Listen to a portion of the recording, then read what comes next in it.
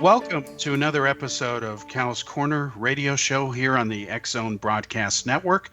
My name is Kal Korff, and I'm your host, and Rob McConnell is the executive producer of this show. Now, folks, as you know, on Cal's Corner here, we cover everything from politics to the paranormal. That's a wide variety of subjects. So what we're going to do is we have a very special show today. It's actually a two-parter. We're going to open and give an update, a very blunt, brutal assessment of the skirmishes and a little miniature war, if you will, that has broken out along the border in Gaza, in so-called Palestine and Israel, between the terrorist groups Hamas, the Palestinian National Authority, Islamic Jihad, and the Al-Aqsa Martyrs Brigade. Those are the other terrorist groups involved in this. And then that's going to be the first two segments of the show. And then for segments 3 and 4, we're going to bring on a top journalist named Levine, who is going to blow open and expose some of the myths concerning the Veterans Administration and the opioid scandal that is slowly getting the kind of attention in the media finally. The question is, will the government be ultimately doing the right thing? Art is the expert on it. I'm not. We're going to talk about that. And then next week, Art will be back with us to finish off talking about that and a few other peripherally related issues. He will be on for the entire 4 segments next week. He's on for the first half of this show because of the eruption and hostilities that has broken out between Gaza, Hamas, and Israel. We have to give you an update on that first. So here goes. Now, in the Middle East, there is absolutely a battle for the future of the Middle East going on right now. In other words, it's a bit more complicated than just the issue of Iran versus Saudi Arabia. So while this Crown Prince of Saudi Arabia has toured the U.S. seeking foreign direct investment to help transform his country so that it becomes a more modern, open, and tolerant Western-style society, terrorist groups such as Hamas, Islamic Jihad, and the Palestinian National Authority, let's call them the PNA for short, have now instigated violence against Israel in a last-gasp effort to remain relevant. Now, let's start with the story of Khalid al-Bach.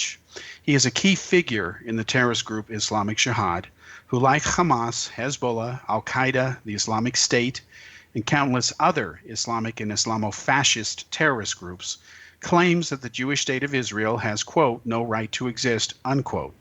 In fact, a popular slogan, often screamed for decades by these haters and extremists, is that they will, quote, drive the Jews into the sea, unquote. Now, the difference between an Islamist terrorist group versus an Islamofascist terrorist group has to do with their focus, and it is important to know the differences. Islamist terrorist groups seek only regional or local conquest. Perhaps the best example of one is the Afghan Taliban. They're not interested in what happens in Europe, nor are they targeting it.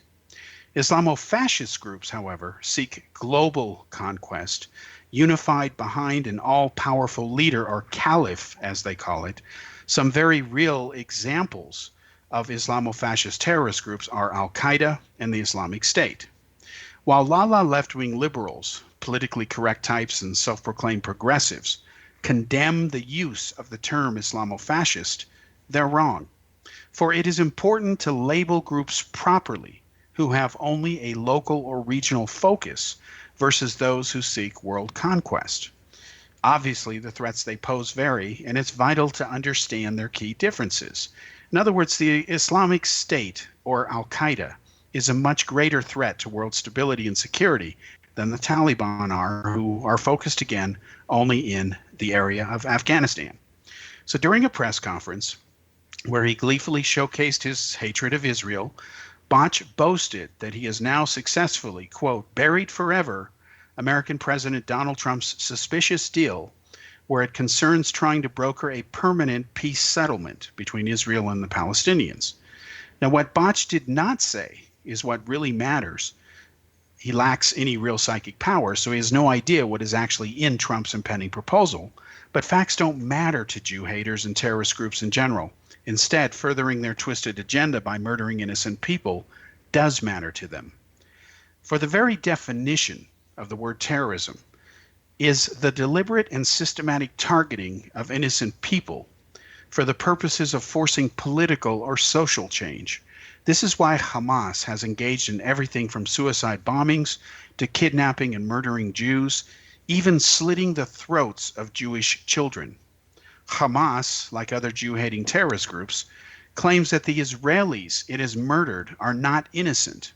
It says that since they served in the military, this fact somehow makes them legitimate targets. Now, this is yet another lie by Hamas. Jewish children are not in the Israeli Defense Forces. This reality doesn't matter to Hamas. The fact they are Jews does. Now, let's talk about the so-called March for Return, which is what this whole uprising is being marketed as by these terrorist groups. Now, as a crowd of Palestinians during the past few weeks, estimated to be as large as 30,000 in number, began assembling in groups of tents along the border that they share in Gaza with Israel, predictable incidents of violence began to take place. At least 3 Hamas terrorists tried to use the cover of this crowd to plant explosives and blow open holes in the border fence with Israel. Israeli snipers, who were put into position in advance of the official start of this march, as many as 100 of them, shot and killed these 3 operatives in what is unquestionably a justifiable act of defensive counterterrorism. Now, Hamas and others resorted to their immoral tactics of trying to use children and human shields, taunting and daring Israeli soldiers to try to kill them. These so-called peaceful Palestinians in Gaza hurled rocks, used slingshots, and threw deadly Molotov cocktails at Israeli soldiers. They also fired weapons at them. And in retaliation, Israel destroyed at least 3 Hamas facilities, and as many as 1,100 people seem to have been injured, and some 16 Palestinians on that first day were killed. Now, not surprisingly, of the 16 Palestinians that were killed by Israeli snipers, at least 10 of them were militants from at least 3 different terrorist groups. Now, I'll prove it. The names of the Hamas terrorists who are now dead are Hamdan Abu Amshi, Ahmed Odeh, a guy who calls himself Jihad Frina, another terrorist belonging to Hamas called Sari Abdu Odeh, Mossab Sowal, Mohammed Rumi, and Abed El-Rahman Abed.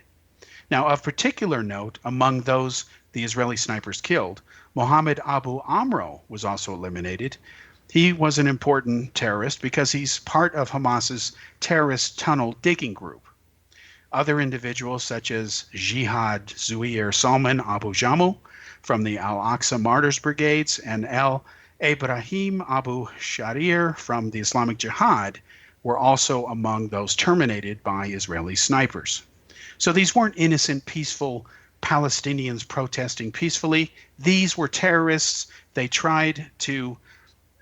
were acting illegally, and in a valid act of self-defense, Israel took them out. Now, the purpose of staging these planned protests, euphemistically called by the PNA, Islamic Jihad, Hamas, and other pro-Palestinian sympathizers as a so-called March for Return, are now expected to continue until mid-May 2018. And part of their purpose is to sabotage the USA's upcoming move to relocate its embassy to the city of Jerusalem and to reject in advance any proposed peace plans for a 2-state solution that the Trump administration is expected to unveil. Now, the opening of the new embassy, the U.S. Embassy, is scheduled to take place during the upcoming 70th anniversary of the founding of the modern state of Israel. Other countries such as Ecuador and Czech Republic also have plans to relocate their diplomatic staff as well. Even members of the European Parliament are saying that it's kind of obvious that the city of Jerusalem is the capital of Israel. Now, Hamas is adamant that these new actions mark the beginning of what they call, quote, the return of all of Palestine to the Arabs. Translation, no Jews. Hamas leader Yahya Sinwar, using his usual bravado and drama queen vernacular, even brags that Gazans will, quote, eat the livers of those who occupy Palestinian lands. Hamas views remain the same as they always have. Israel has no right to exist, and that, quote, every inch of Palestine belongs to the Arabs. Now, Palestinian National Authority President Mahmoud Abbas, who is now in the 12th year of his original 4-year term in office, has told the media that Israel is, quote, fully responsible, unquote, for the violence and deaths that have now occurred. What Abbas does not say, as usual, is where the real truth exists. Had these so-called peaceful Palestinians not resorted to using violence, Israel would never have retaliated because there would be no reason to. It's kind of obvious. It's kind of logical. Duh. So in his typical tired drama queen shtick, Abbas has now begged the United Nations to come to his rescue, and then he says that, quote, the large number of martyrs and injured in peaceful demonstrations affirms the need for the international community to intervene to provide protection for our people, unquote. Well, Abbas, not surprisingly, is outright lying. His protesters have not been peaceful, and those who died after attacking Israeli military personnel are certainly not martyrs. They are instead terrorists, fools, and cowards. To try to delegitimize Israel's existence, especially as a Jewish state, Palestinians demand that the historically Jewish capital of Jerusalem be their capital city as well. We'll be back after this commercial break to continue our segment on the uprising in Gaza.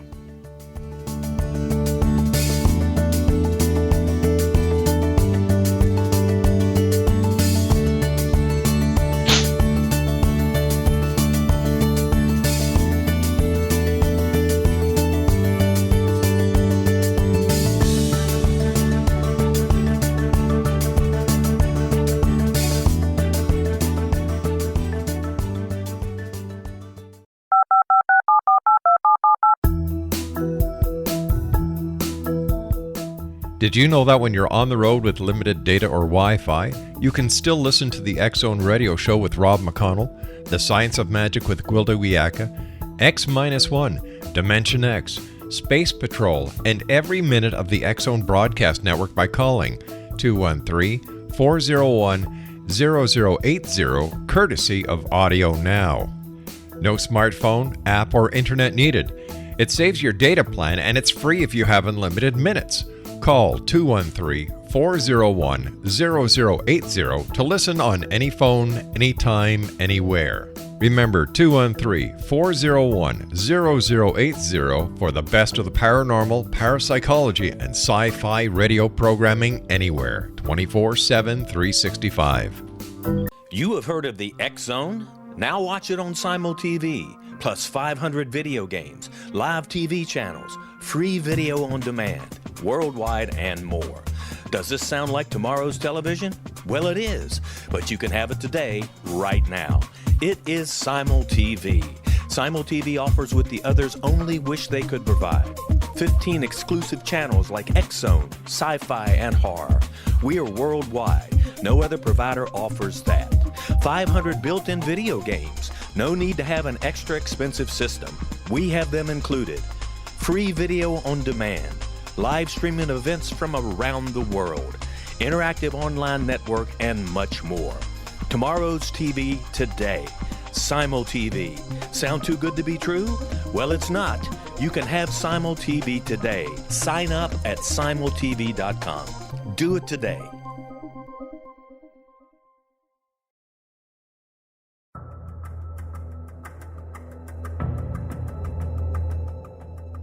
Modern Esoteric, Beyond Our Senses by Brad Olson, consummates the lifeology story about where humanity originates.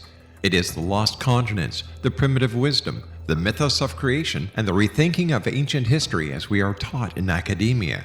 There is much more to the story than what we have been told. As this is the first book in the Esoteric series, Modern Esoteric starts at the beginning of time and accelerates up to this modern age. Future Esoteric is book 2 in the series and takes a forward-looking position ahead of today with an open and honest examination of the ET issue and various unexplained phenomena. To discover the writings of author Brad Olson, visit www.bradolson.com. That's www.bradolson.com.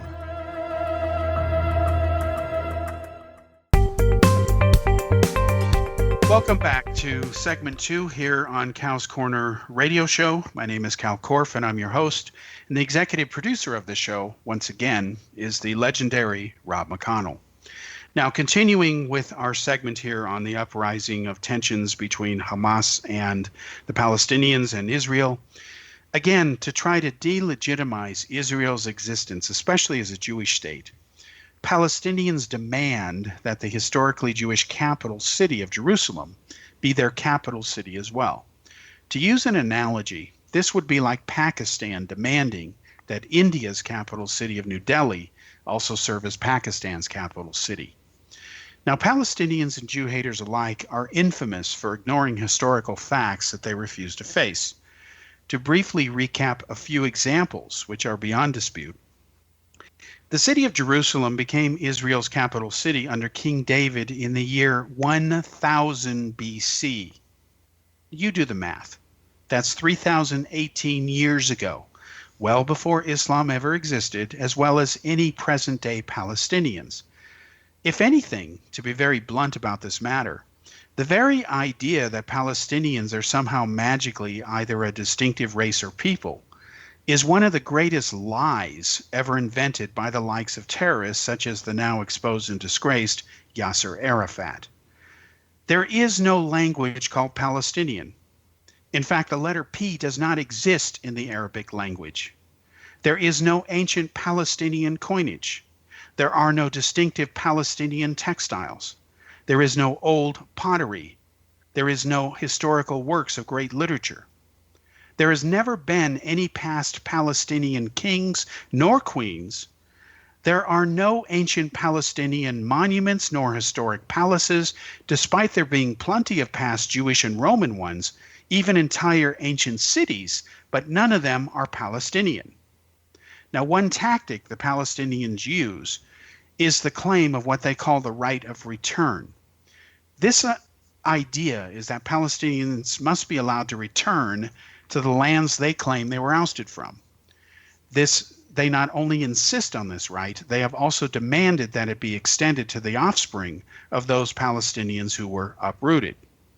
Don't be fooled by this hate-driven deception. The real reason they demand this is because they know that if this were allowed, it would mean the influx of millions of Arabs into the Jewish state, thus eliminating Israel's distinctly Jewish identity and its very existence as a nation that is home for the Jews. Now, Khalil al-Hayya, who is a senior Hamas official, claims that, quote, "Our people will not be intimidated by the Israeli threats. We have waited for too long to return to the lands from which our grandparents were expelled 70 years ago," unquote. What al-Hayya does not say, nor do millions of Muslims, is that the land they claim belongs to them was for thousands of years Jewish. Palestinians, as they are called today, are largely a modern-day invention. In fact, it was the Romans who renamed the ancient kingdom of Judea, changing its name, all in an attempt to strip the Jews of their identity. Muslims later invaded ancient Israel, yet hypocritically, they never view themselves as occupiers. They were forced to leave this area of the Middle East at the end of World War I, when the British and French defeated the Ottoman Turks and dissolved the Ottoman Empire. The Ottomans conquered and occupied the historic land of the Jews for hundreds of years. Now let's talk about the United Nations. In response to a request by the country of Kuwait, the UN Security Council has already met. Predictably, the Secretary General is already calling for an independent investigation, quote unquote, into what happened, despite the fact that it's kind of obvious. The short version is that tens of thousands of Palestinians assembled at various points along the Israeli border with Gaza. They started firing weapons and trying to kill Jews. Israel responded by defending itself. Officially, Egypt, Jordan, Turkey, and the historically hapless Arab League have formally come out to condemn Israel, while in reality, behind closed doors, their real attitudes are arguably different. Now let's talk about the Saudis real quickly before we end this segment. The recently minted and reformist-minded Crown Prince of Saudi Arabia, Mohammed bin Salman, has told the Palestinians that they must accept Israel's right to exist and agree to a two-state solution. He is not the only Arab leader to believe this. In fact, most Arab leaders now understand the obvious, that their real enemy is not the Jewish state, but instead it is the radical regime in Iran. Crown Prince bin Salman said, quote, "I believe that each people anywhere has a right to live in their peaceful nation. I believe the Palestinians and the Israelis have the right to have their own land, but we have to have a peace agreement to assure the stability for everyone to have normal relations." Now that's his statement on the subject. By contrast, you have Ayatollah Khamenei in Iran saying absolutely under no circumstances does Israel have a right to exist. It must be wiped out. So who's the more radical? Obviously, Iran is. Now, this realization and statement by the Saudi crown prince is a key game changer in the Middle East. The Saudis have slowly been transforming their previously closed society. Movie theaters are now opening. AMC is going to be opening at least 100 theaters in the kingdom. Women are no longer being forced to cover themselves. They're even being allowed to drive, and soon they'll take to the roads by the thousands after they finish undergoing training by the end of June. The Saudis are not only blazing away to build the world's largest trade and economic zone, it is being done on a scale that has never been attempted before. Costing as much as $2 trillion to create, this new enterprise of theirs is roughly the size of the country of Egypt. Once finished, it will essentially isolate Iran and deal a huge blow to Iran's largely unchecked regional hegemony that it has enjoyed over the past several decades. With help from Russia and the terrorist group Hezbollah, Iran has cemented its hooks into Iraq, Yemen, and Syria. It is also a nuclear power, meaning it has a single nuclear reactor that generates power, courtesy of the Russians. Russia and Iran have spent billions propping up Syria's brutal dictator Bashar Assad, who remains in power. The Saudis have not only opened up their airspace to Air India flights heading to Israel now, its crown prince has even met with Jewish rabbis in New York. He has received the approval of American President Trump. These two leaders genuinely understand the obvious that Iran remains the largest threat to the Middle East, not Israel. But you can't tell the Palestinians this, for the simple fact that no single entity speaks for them. Ever since Hamas ousted the PNA in Gaza in a violent coup, where it murdered more than 650 members of Abbas's government, Hamas has controlled Gaza while Abbas barely clings to power in the West Bank. Abbas has made a point not to have any viable successor. In frail health with serious heart problems, he will go down in history as a fraudulent, failed leader, a man who has never been a genuine partner for peace. Once he passes away, Hamas will do everything it can to seize the rest of Palestine, which may force Israel to start annexing territory to help ensure its territorial integrity and security. Hamas has been supported at times by Egypt, Qatar, and of course Iran, until the terrorist attacks of September 11, 2001 by al-Qaeda against the USA. Even wealthy Saudi princes and other royals donated money and resources to it. What the Saudis have finally realized is that backing Islamic terrorists is not going to win them a sustainable future. Iran, on the other hand, counts on terrorism and terrorist tactics to further fuel its ambitions. Iran is a Shia Muslim country. The Saudis and others are Sunni Muslims. Both Shias and Sunnis have been gleefully murdering each other for over 1,400 years. Each considers the other to be a heretic and claims to be the one true path of Islam. Saudi Arabia has also been a key backer of Pakistan, including its support for terrorism against India. This is now changing, which is helping isolate Pakistan and driving it further into communist China's arms. China loves using Pakistan as a useful idiot-type nation to launch intrigues against India, or if a conflict were to ever break out between India and China, Pakistan could serve as a second front. As the Arab nations start to realign themselves and slowly warm up to Israel, the Palestinians have two choices now. Either embrace the obvious, peace, or history will largely pass them by, rendering their way of stupid thinking irrelevant. Gone are the days when a Palestinian commits a suicide bombing and many people feel sorry for the terrorists who did it. If anything, Israel's track record of maintaining genuinely peaceful relations with some of its past worst enemies, countries such as Egypt and Jordan, should show the Palestinians that their game's entire shtick are over. Hamas remains in power in Gaza only by using force. It will not permit multiple political parties nor genuine democracy. The same is true for the PNA and Abbas. Both Hamas and Abbas continue to loot the wealth of the Palestinian people. When they are not actively socking away billions over the years into their secret Swiss bank accounts, instead of using almost all of the international aid that they get from the global community to improve the daily lives of average Palestinians, they're too busy instead building smuggling tunnels, bringing in weapons, and starting wars against Israel that they have no chance of ever winning.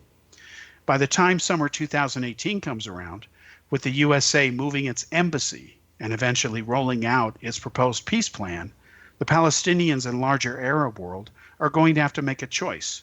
Either stay stuck in a loop and keep backing hatred, extremism, and terrorism, continue suffering and paying the price as they should for doing so, or embrace peace and unite together to try to stop Iran from further destabilizing the Middle East. Both Hamas and at least Abbas seem determined to go down with their own Titanics. They cannot win, despite their bluster to the contrary. These protests are not a new beginning, nor will they succeed. Instead, they are the first indicators that the collective demise of present-day Hamas, the Palestinian National Authority, and other like-minded Jew-hating terrorist entities are now inevitable. So that's my view on this. If you can disprove it, I'll be happy to publish it, but these are facts and I stand by them. We'll be back after this commercial break to bring on investigative journalist Art Levine.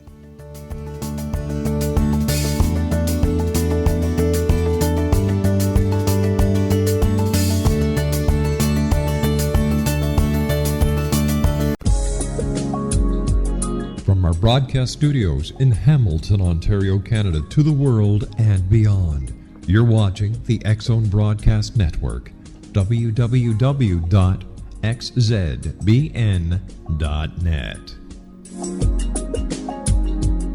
AVS Media Den.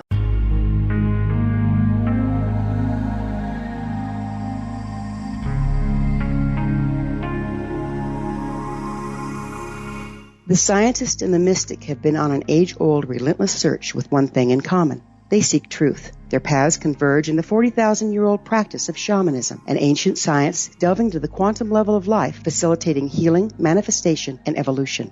I'm Gwilda Wiyaka, the founder and director of Path Home Shamanic Arts School, a unique Colorado State certified occupational school training shamanic practitioners and teachers. We also provide classes for empowering personal lives through shamanism. Our certification classes are in week-long segments enabling international participation, and online classes and long-distance shamanic healing sessions are available. Come discover the science of magic in the limitless world of shamanism. www.findyourpathhome.com.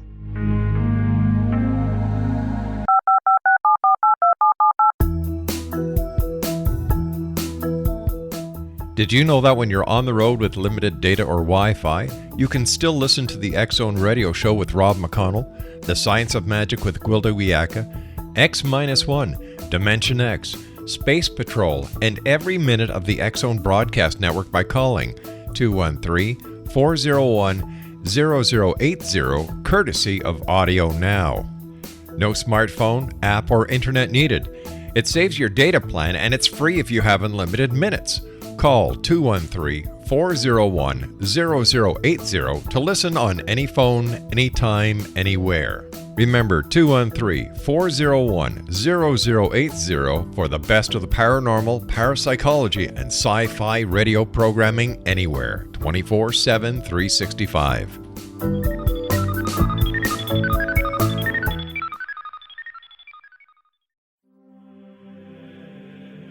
Rob McConnell here, presenting an overview for Nicholas Paul Jennings, author of a fascinating book, Amen. It presents facts revealed by Egyptologists, facts that enable us to understand why Amen is the beginning of creation of God. It provides recommendations for religious leaders of the major religions to unify their beliefs and teach the Word of God. Love one another. Amen informs people how mankind conceived God. It was the Egyptians that developed the concepts of a soul, a hereafter, and Son of God. And finally, after the worship of many gods, they conceived the belief in one universal God, the maker of all there is. For more information, visit www.futureofgodamen.com. That's www.futureofgodamen.com.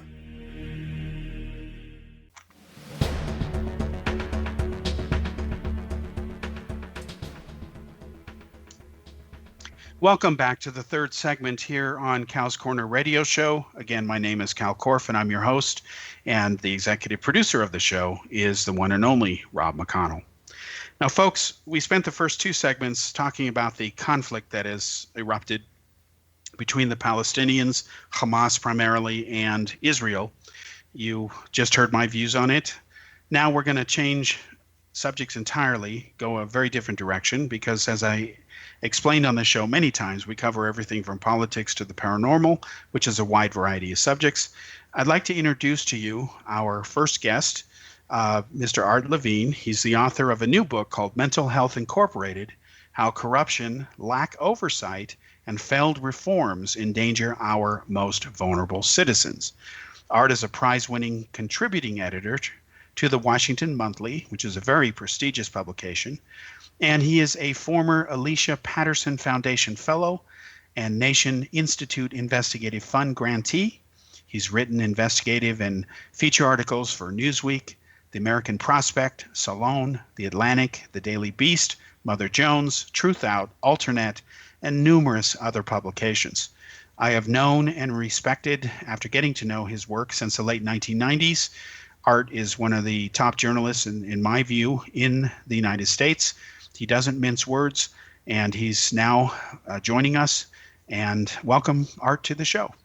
Well, thank you, Cal. It's a real privilege to be here. And, well, the issues I'll be talking about seem very far afield from Hamas. They have one thing in common. Assuming your framing is correct, there's a lot of propaganda and myth-making around handling the opioid crisis, dealing with the VA, and addressing mental health care needs and gun violence in America. So there's a lot of myths and propaganda that get promoted that prevent us from getting to real solutions.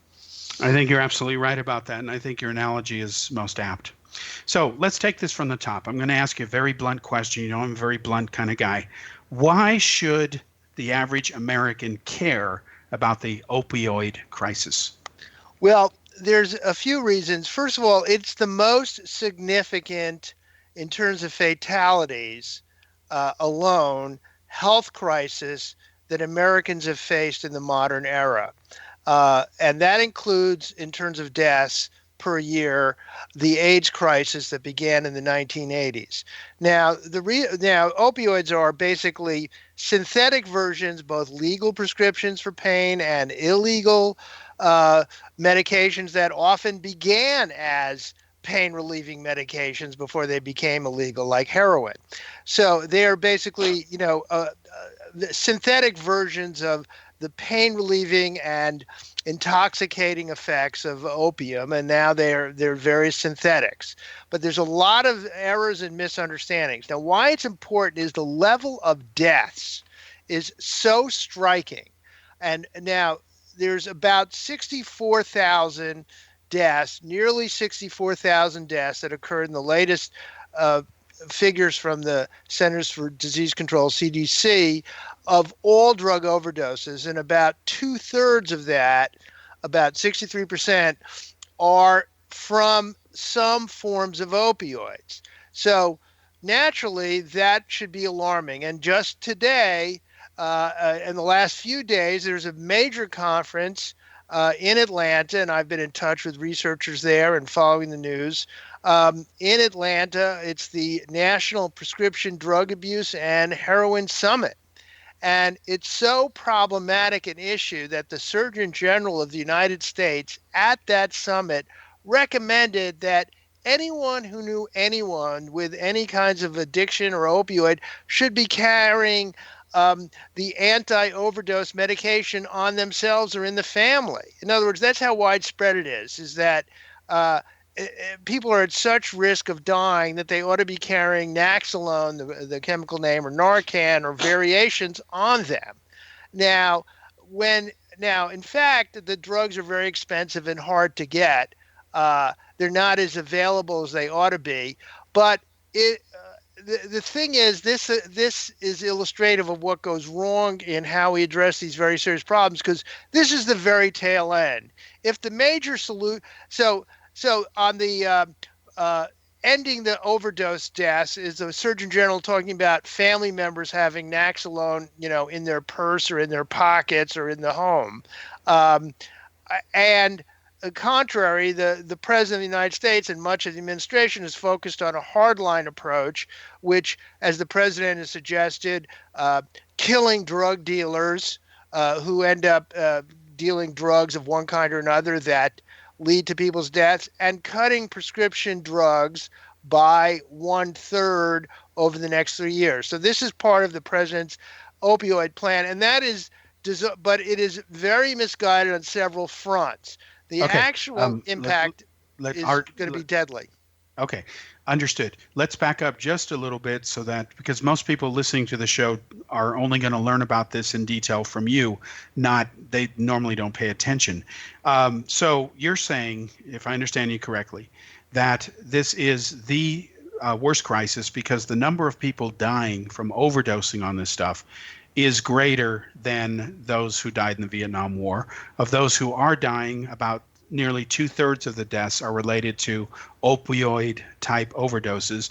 And it has reached such an epidemic crisis that our Surgeon General or government is saying that American citizens who know someone who may have an addiction to this or on these meds should carry a counter medicine, if you will, for lack of a better term, to treat them should something happen when they're around them.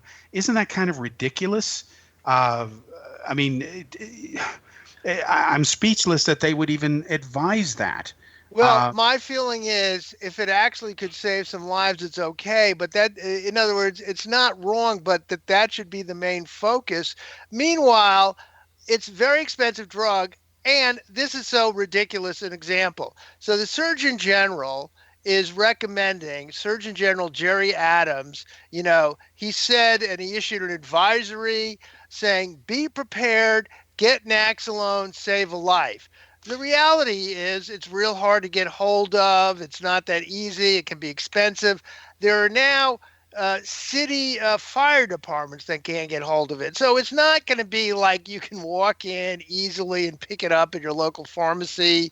But the absurdity of it is, so here is the Surgeon General recommending getting this not that easy to obtain, can be expensive drug, while actual prescription medications that are helpful in opioids or such as something known by brand name Suboxone or buprenorphine or Bup as it's called in the street, that is very hard to get to, and there's limits of the number of medications and then there's the better known methadone, which has a higher risk but for use. So in other words, these are known as medication assisted treatment, and it's extremely hard to get it. Most drug treatment programs in the country that specialize in drug treatment don't offer it. And guess what? If an opioid user uses the medication-assisted treatment, it increases the likelihood that he or she won't die of an overdose up to 75%. So that's what the money that's in part what the money should be spent on, as opposed to the last stage. So instead of allowing people to get access to drug treatment if they've become addicted, instead it's the last stage. Have your family member many of the people are probably not shooting up inside the living room in front of their parents.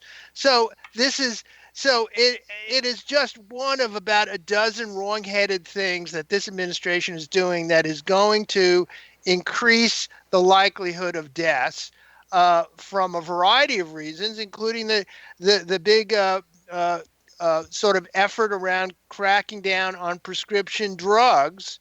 And I'll be glad to tell you what's going wrong with that too, because the prescription drugs are not what is causing, by and large, most people to die right now from opioid overdoses. But you wouldn't know it from reading the newspapers or listening to federal health officials in their propaganda. In other words, it's mostly as little as 15% or less, and in some states it's like 8%, Massachusetts, of the opioid overdose deaths are due to actual prescription drugs that are legally manufactured.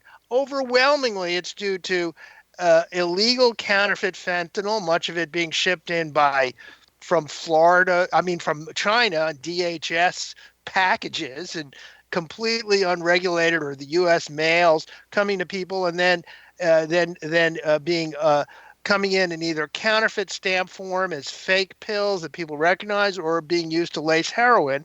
And the fentanyl deaths have increased about 500% in the last 3 years. So nothing we're doing is going to solve, nothing the administration is proposing or most people are doing in the health agencies and law enforcement is going to either stop the overdoses or prevent needless harm to legitimate chronic pain patients who were not abusing drugs, who were finding relief and some pain relief from using opioids, and they're being shut off, and there's increasing indications that this is leading to a rise in needless suicides, including among veterans. Well, it seems to me, to use an analogy, that the approach being taken is to destroy the whole city just to kill the rat that you're trying to hunt down. That's ridiculous. Yeah, right. Yeah. This hardline approach is just not going to work. And it's this con game that, it's a con game. Yeah. That is going to really hurt people. All right. We have to take a break. We'll be back with Art on the other side of this commercial.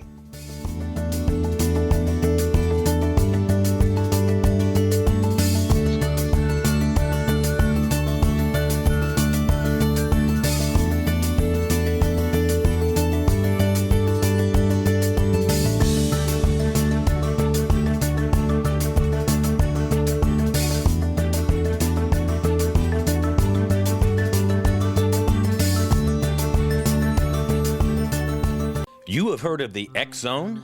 Now watch it on Simul TV, plus 500 video games, live TV channels, free video on demand, worldwide, and more. Does this sound like tomorrow's television? Well, it is, but you can have it today, right now. It is Simul TV. Simul TV offers what the others only wish they could provide. 15 exclusive channels like X Zone, sci-fi, and horror. We are worldwide. No other provider offers that. 500 built-in video games. No need to have an extra expensive system.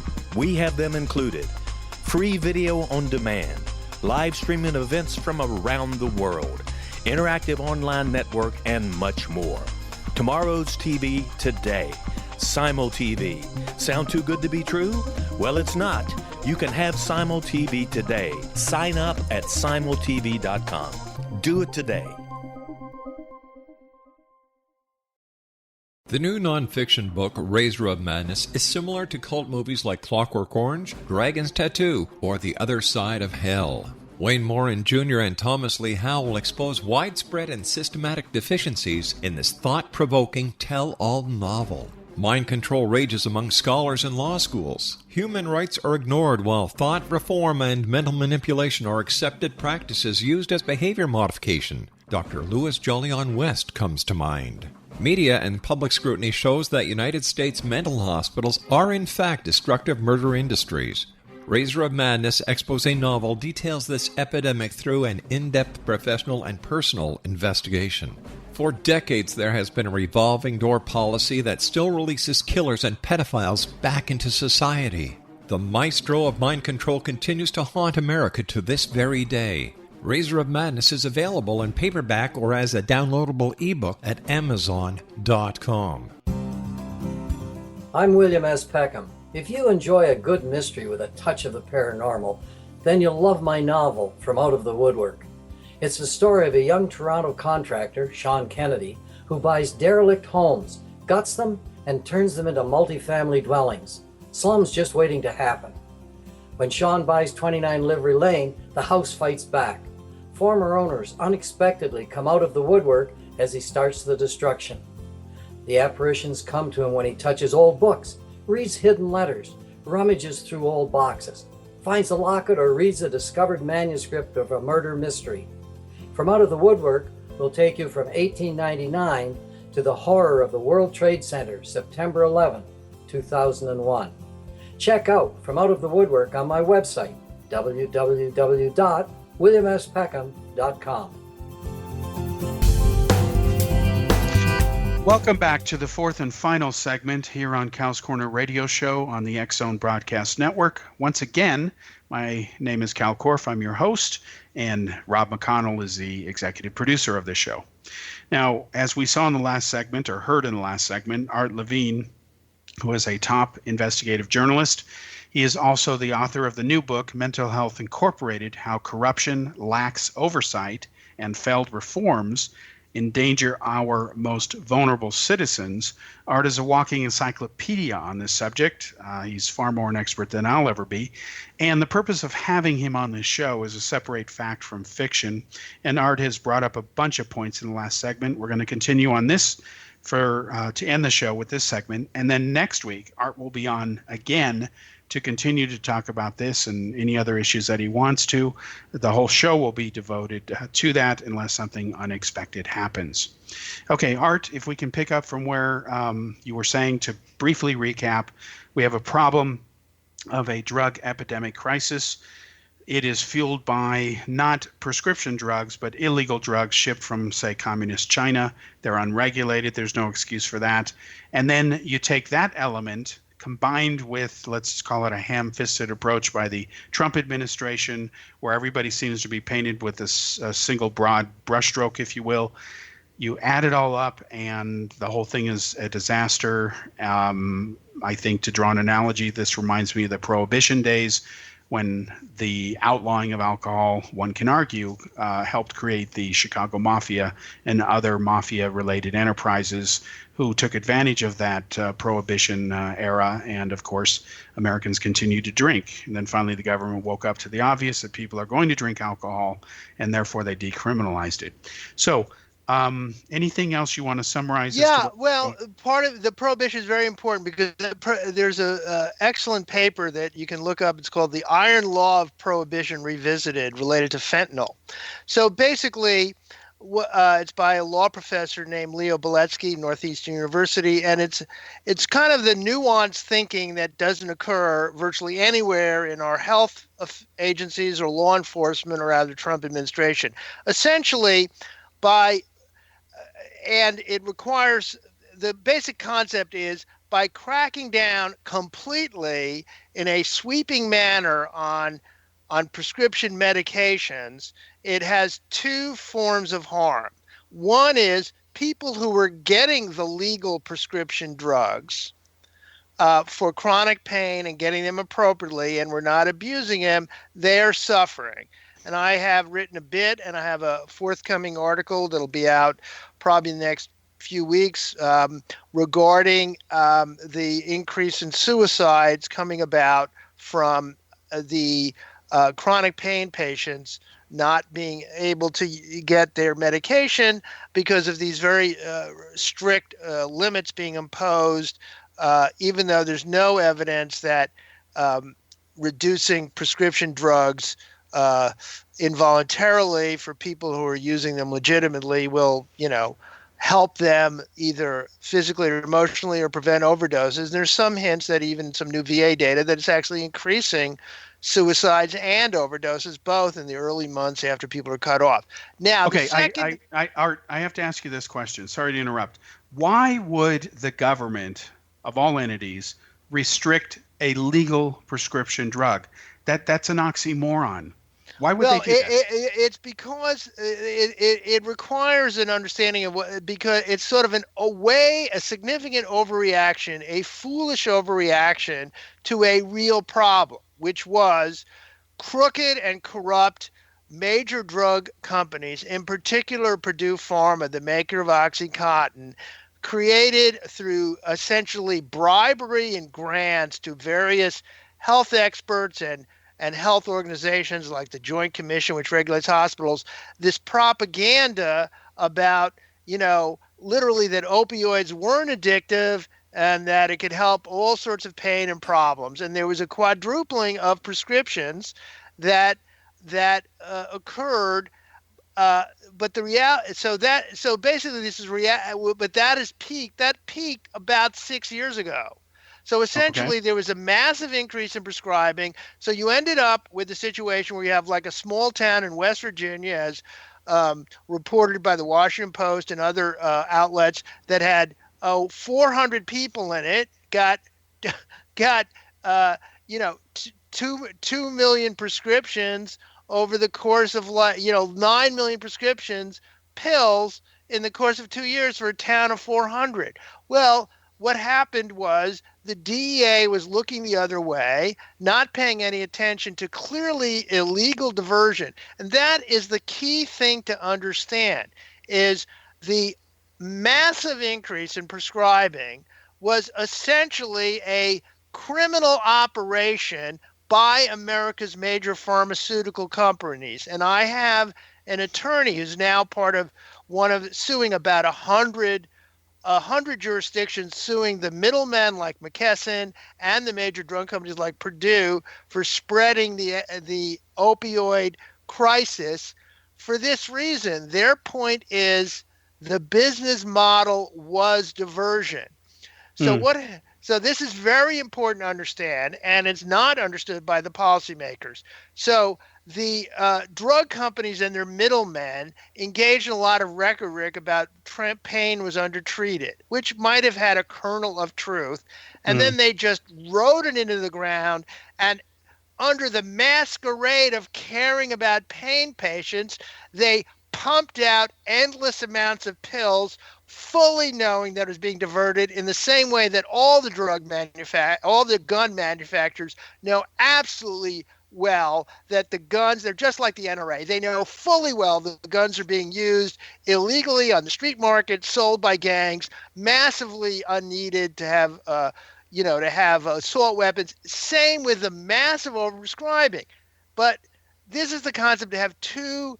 You have to have some intelligence. Is there was a big increase in overprescribing. Most of it went to people who were already substance abusers or became substance abusers, and only a small portion of it went to legitimate chronic pain patients. Now, in the overreaction, people with organic conditions, things you never even heard of. There's like 200 medical conditions, like certain kind of urological cystitis that's caused massive pain, all sorts of pain conditions. There's 200 disability related conditions that cause severe incurable pain. Those people are being cut off in part because of guidelines that were recommended as voluntary for primary care physicians. This is how absurd things are. So last year, in 2016, the CDC recommended as voluntary guidelines for primary care physicians, first time patients, to look seriously about pain relief for first time opioid users and consider voluntarily having no more than 90 milligram of morphine equivalents of pain medicine. So that was reasonable, sensible, but no, it has to be completely distorted. So what was meant as a voluntary guideline for people who had never used opioids is now being turned into a mandate in over 23 states, and driving law enforcement raids where chronic pain patients who'd been stable and healthy and functioning for 25 years are having all their opioids taken away, and they're killing themselves in droves. And no one cares. No one cares. That is very critical to understand that. So there's scattered news coverage, but if you read the newspapers today or listen to health officials, all you would see is, oh, we got to crack down on prescription opioids. In fact, if you look at the coverage that got Trump's, even the liberal Medicaid, even liberal publications, and I'm a liberal, tend to basically agree with, we have to crack down on prescription drugs. This is because, in fact, big pharma has been crooked and corrupt, and that is about what 2/3 of my book is exposing. Mental Health Inc., with just INC, that exposes the corruption, particularly around antipsychotics and the corruption in opioids. And that was part of my cover story in Newsweek, how the VA contributed to the opioid crisis and killed thousands of veterans. Unfortunately, they're engaging in the same sort of heedless, indifferent approach to prescribing, but in the other direction. And I urge my listeners to read an excellent person named Dr. Stefan Kertesz, Kertesz, who's the leading scholar on these issues, and he's with the University of Alabama at Birmingham. And please read what he has to say about it, because he has all the facts and data.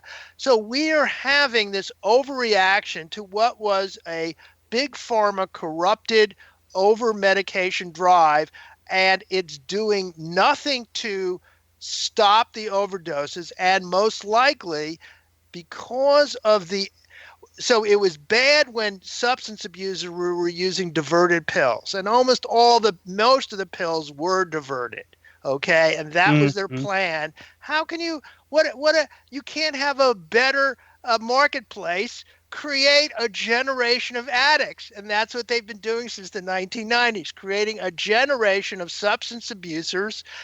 Now they're cutting back. So they had been using, most of the substance abusers, 75% of people using heroin and street drugs started by using illegally obtained prescription meds. Now those prescription meds are going away. They're still addicted. They can't get treatment. Only 1 out of 10 people get access to any specialized treatment. And my research indicates that out of that 1 out of 10 programs that offer drug treatment, 90% is ineffective. Okay, Art, we'll pick up on this next week. Thanks for joining us. Welcome, and we'll talk to you next week. Thank you.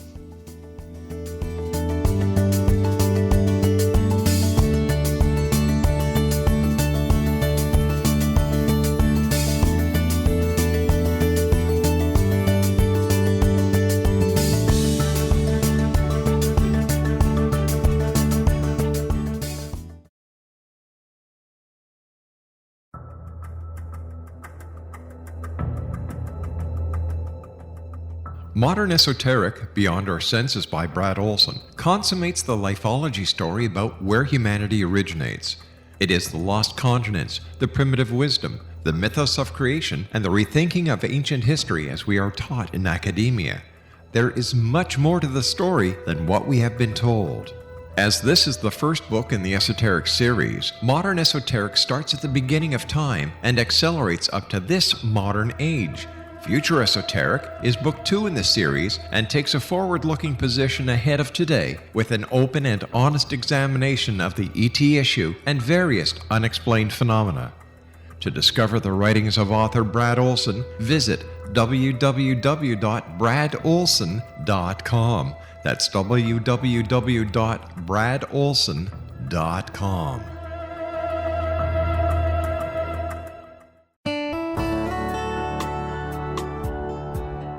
Are you or is someone you know struggling with addictions, depression, anxiety, relationships, low self-esteem, lack of confidence, grief, success, and prosperity? Do you know that your subconscious belief plays a big role in the outcome of your hard work? We can help you permanently change the beliefs that may be the reason for your struggles and failures. We care about getting you the return on your investment and the results you are looking for.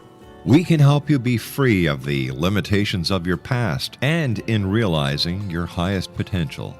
We work with people by phone and Skype. For more information, visit us at www.ritasoman.com. That's www.ritasoman.com.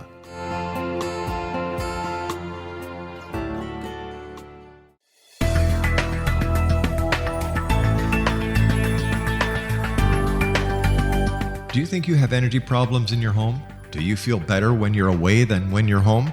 Joey Korn is a global leader in the world of dowsing who specializes in personal energy clearing and space clearing. He can help you create an ideal energy environment in your home no matter where you live in the world. Learn about his remote spiritual house cleaning services and much more at www.dowsers.com. You can get Joey's book, Dowsing, A Path to Enlightenment, as well as other dowsing books and tools, Kabbalah books, and Walter Russell books. Joey's work is really amazing. Go to dowsers.com right now. That's DOWSERS.com or call 1-877-DOWSING. That's 1-877-369-7464.